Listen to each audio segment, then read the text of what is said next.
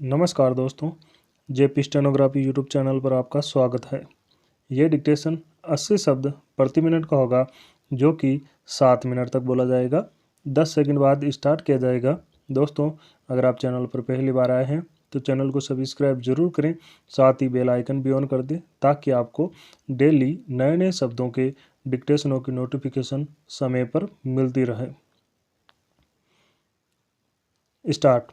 जांच एजेंसियां अपने दायरे को भूलकर अगर अनावश्यक रूप से सक्रिय हो उठें तो उन पर स्वाभाविक ही सवाल उठते हैं।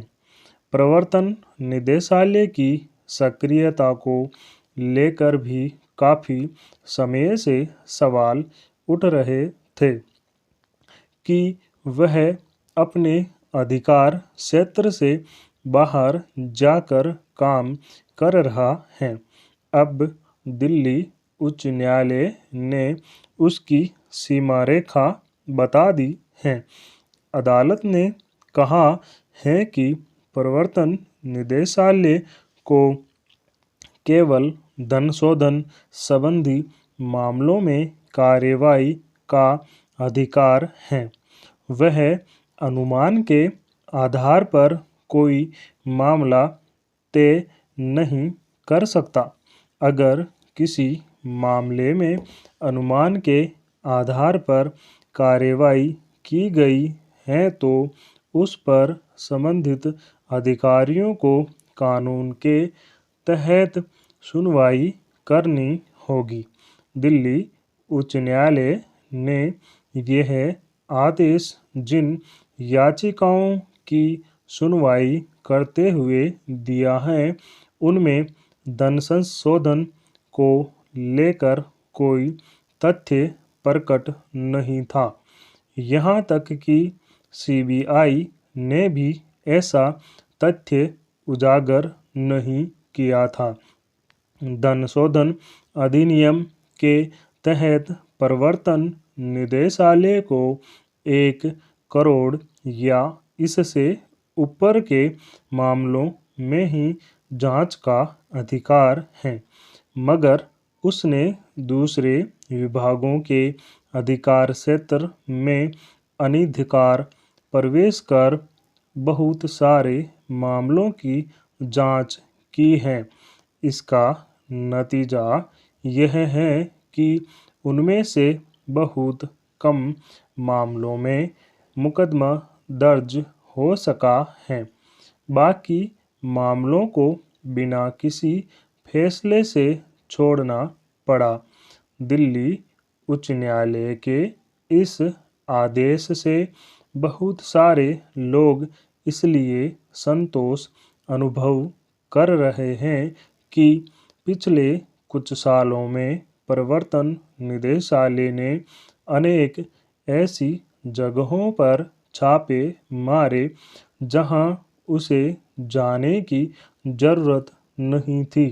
कई जगहों पर उसने आय से अधिक संपत्ति के मामलों में भी दखल दी, सिर्फ इस अनुमान के आधार पर कि वहां धन शोधन से जुड़ा मामला हो सकता है। दिल्ली उच्च न्यायालय ने इस मामले में स्पष्ट कर दिया है कि अगर दूसरी जांच एजेंसियों को कोई ऐसा मामला हाथ लगता है तो वे उसे सौंप सकती हैं।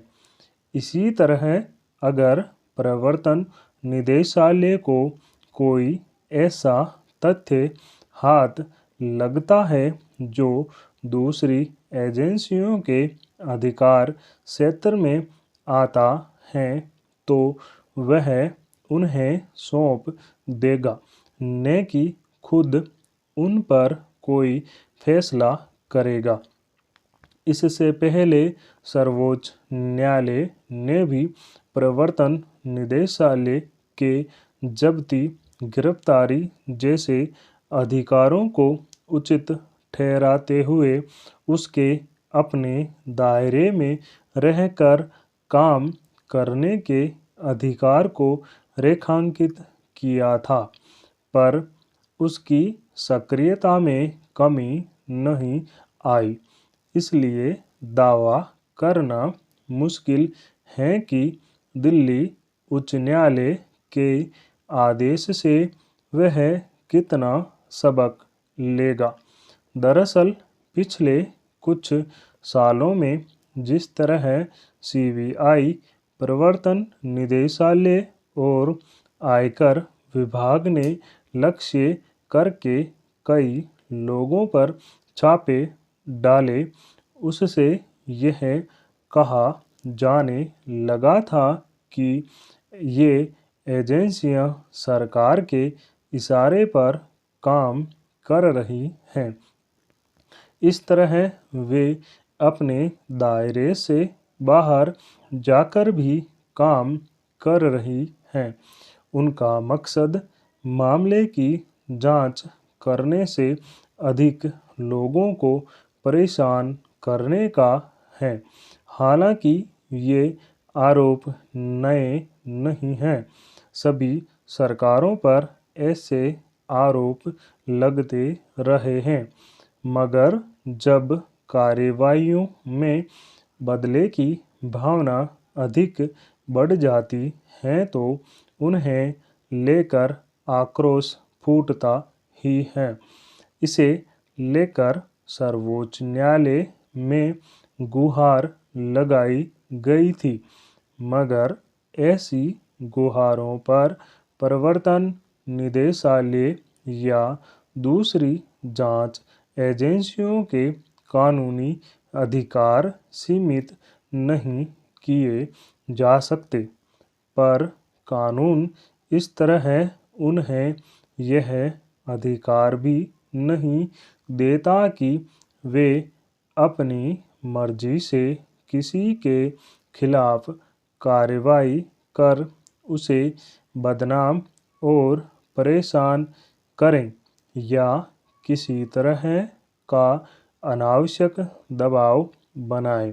प्रवर्तन निदेशालय के लिए दिल्ली उच्च न्यायालय का ताज़ा आदेश एक सबक है। स्टॉप। दोस्तों, इस डिक्टेशन का पीडीएफ लिंक डिस्क्रिप्शन में मौजूद है, आप वहां से जाकर डाउनलोड कर सकते हैं। साथ ही ये डिक्टेशन और इसका पीडीएफ लिंक व्हाट्सएप ग्रुप पर भी शेयर किया जाता है, आप व्हाट्सएप ग्रुप भी ज्वाइन कर सकते हैं, जिसका लिंक डिस्क्रिप्शन में मौजूद है। दोस्तों, अगर डिक्टेशन अच्छा लगे, पसंद आए तो लाइक शेयर ज़रूर करें। Thank you.